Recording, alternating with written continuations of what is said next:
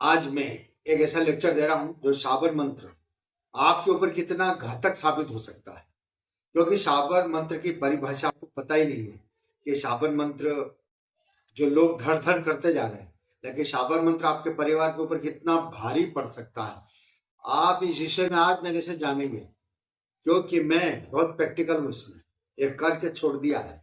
इसलिए मैं आपको आज ये आगाह कर रहा हूं इस बात से कि मेरे दोस्तों, शाबर मंत्र दो प्रकार के होते हैं, अच्छे और बुरे। अच्छे और बुरे में आज मैं आपको ये फर्क बता रहा हूं कि जो शाबर मंत्र अच्छे होते हैं उसमें अधिकतर जो शाबर मंत्र शब्दों से जोड़ जोड़ के कविता की तरह बने हुए हैं। इस तरह से शाबर मंत्र, जो सबसे बड़ी बात तो यह है कि जो शाबर मंत्र है पुराने जमाने से, पुराने समय से जो चले आ रहे हैं, और बहुत सारे शाबर मंत्र कुछ लोग ओझा गुनिया जो गांव में जानकार थे, जो पहले मुठ करनी मारण क्रियाएं जो खास तौर से करते थे, वो अपने साथ ले गए। उन्होंने किसी को नहीं दिया, क्योंकि उन्हें मालूम था कि हम जो सजा भुगत रहे वो आने वाली पीढ़ी ही इसका प्रयोग न करे और अन्यथा उनके लिए भारी पड़ेगा। अब आज का देखो, आज का दौर कितना खतरनाक चल रहा है, एक दूसरे को बर्दाश्त नहीं कर रहा है। तो शाबर मंत्र, मेरा ये कहना है कि शाबर मंत्र घातक इतना साबित क्यों हो सकता है कि एक शाबर मंत्र सरल होता है। कैसे? आप जैसे पढ़ रहे हो और पढ़ने में लास्ट में आप किसी की दुआएं, ईश्वर वाचा, इस तरह से उस शाबर मंत्र के एंड में वो दुआएं किसी पीर पैगंबर, किसी गोरखनाथ, मच्छिंद्रनाथ, इनकी दी जाती है। ये एक सरल। लेकिन जो मंत्र आपके साथ घातक हो सकते हैं वो मंत्र इस तरह है कि उनके जो शब्द है वो एक तीर की तरह होता है, और जब उसके लास्ट में जब उसका किसी का आन वास्ता दुहाई दी जाती है, वो इस खतरनाक तरीके के शब्द के इस्तेमाल किए जाते हैं जिससे सामने वाला शाबर मंत्र में जो भी देवी देवता, जो भी बेताल, जो भी किसी प्रकार की जो शक्तियां होती है, वो इस तरह उग्र रूप धारण करती है उस मंत्र के जरिए, और वो फिर आपका काम उग्र की तरह करता है। लेकिन उसका परिणाम बहुत उल्टा आता है। सामने वाले का आपने काम कर दिया, उस शब्दों को बोल के इस तरह से उसको गाली गलौज एक तरह की दी जाती है उसमें, ये गाली गलौची ही है।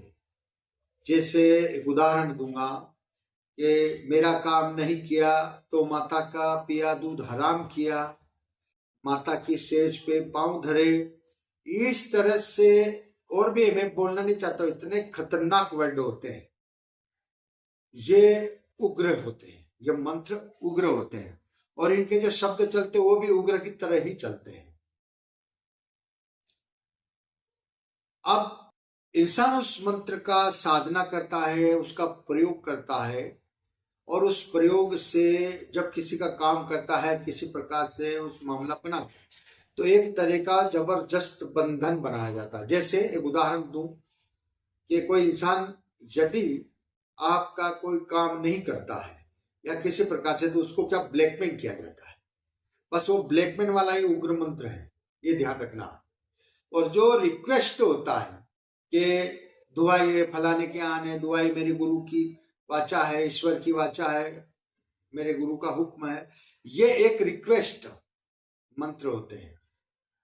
और इसमें यह भी है कि जितना चल सके तो ठीक है, गारंटी भी नहीं, रिक्वेस्ट होता है, ठीक है, कह दिया भाई, नॉर्मल बात।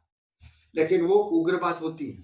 तो जो उग्र होते हैं ना, उसी को एक काला जादू कहते हैं, जिसमें किसी उग्र देवताओं के नाम, जैसे काल भैरव, महाकाली, चंडी, शमशानी, भैरवी, और इनके जैसे भैंसासुरी, महिषासुरी, ये जो चीजें होती है, ये चीजों उग्र में आते हैं और ये उग्र मंत्र बन जाते हैं और इनकी कड़ियां भी उग्र होती है और लास्ट में इनके ऊपर जो छाप दी जाती है,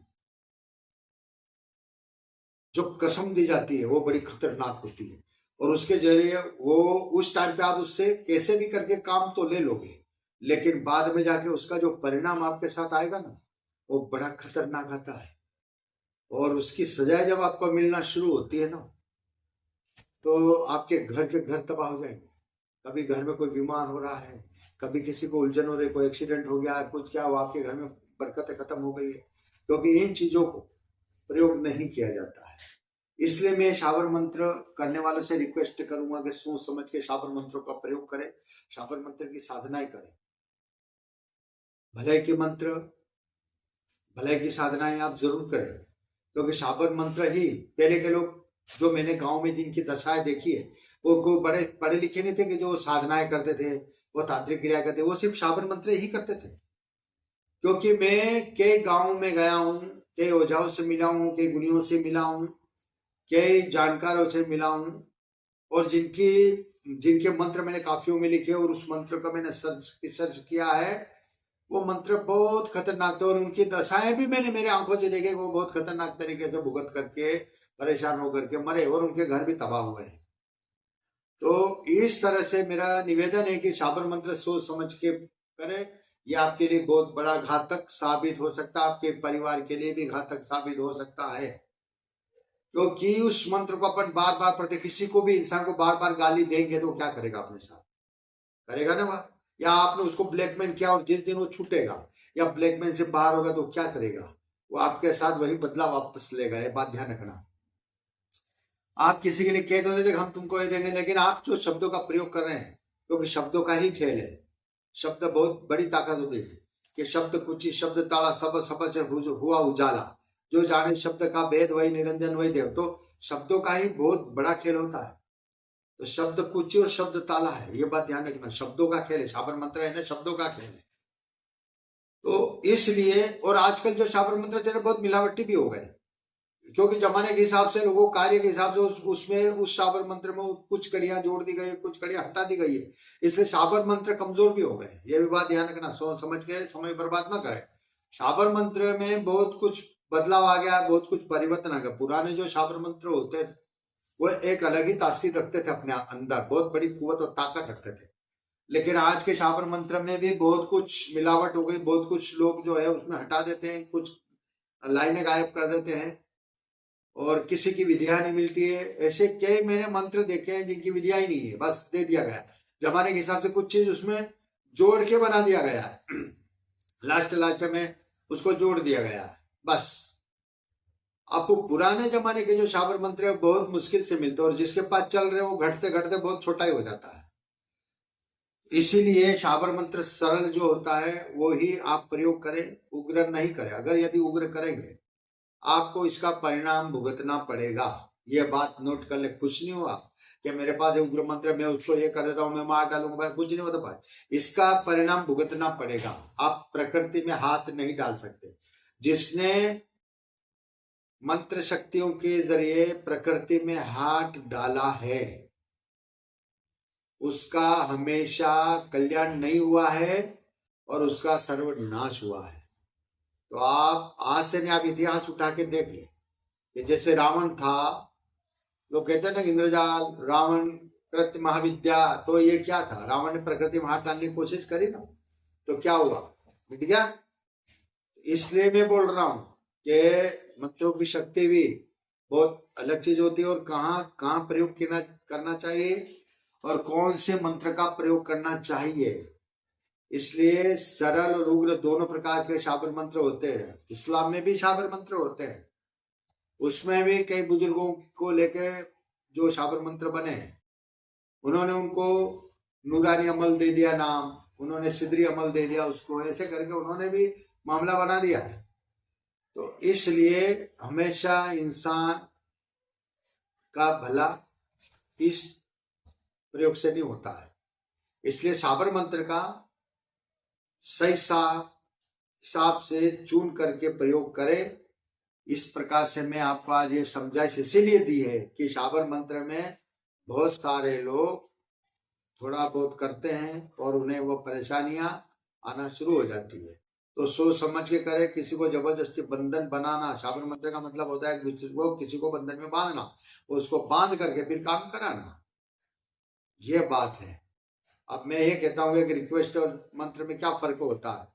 तो रिक्वेस्ट और मंत्र में यह फर्क होता है कि रिक्वेस्ट जो मंत्र होता है कि ठीक है, एक नॉर्मलता से काम हो जाएगा आराम से धीरे धीरे, और उग्र में फटाफट तो होता है लेकिन उसका परिणाम भी बहुत बुरा हो जाता है।